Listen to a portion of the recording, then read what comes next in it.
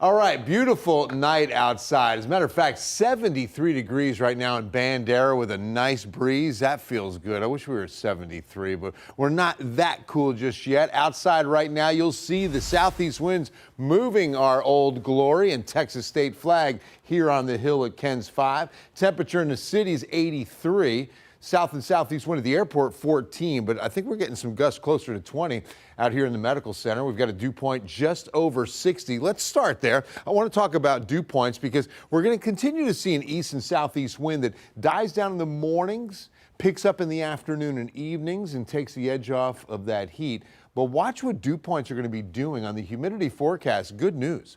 We're going to see these dew points drifting into the 50-degree range. And that's really coming into the beginning of next week where things are going to get a little bit more comfortable. But the problem is that's when we're also going to have a disturbance moving through and a chance of rain. So the dew points are dropping as we get a chance with this disturbance. So unfortunately, it's going to mean less moisture availability for that rain chance, which just means less rain. Speaking of, I mean, I had the radar going. You know, we had a few little sprinkles show up, kind of those, if you blink, you miss it. I mean, it was just a quick little downpour. We might see the same tomorrow. You can see in the afternoon heating about 3 o'clock on Wednesday, pop up little showers. I mean, they're really not even downpours.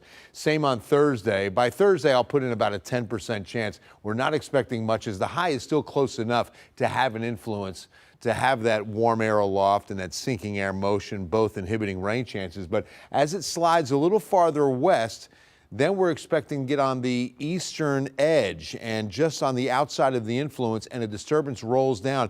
We're talking about Monday, Tuesday of next week on that, like the beginning of fall. To the tropics and the EPAC, as it's called, Eastern Pacific, showing us a pretty good storm that's going to probably head more towards the Pacific and the open waters and have zero impact on any weather for the United States. And then the Atlantic is starting to get a little more active. You know, it's been a very quiet season. 90% chance this becomes Gabrielle, heads towards Bermuda and the East Coast. 20% chance what just came off the coast of Africa develops. This is one to watch because it looks like it's got its eyes on the Caribbean. You know, we've had 6 named storms, 1 hurricane.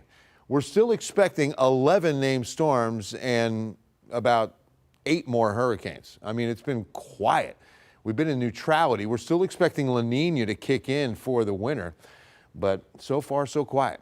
From the Tower of the Americas, our 14-day forecast, 93s will be popular. You can see a 10% chance begins Thursday, Friday, 20% chance over the weekend. Again, still just isolated 10-minute long showers. Nothing to really get excited about. 30% chance of rain with that disturbance. But again, when we do have less moisture to work with, I don't know if this is going to get much better than 30% right now. 10% on Tuesday the 23rd, and then we'll shut it down for the first full week of fall. Yeah, fall begins on Monday the 22nd, the autumnal equinox. Oh yeah.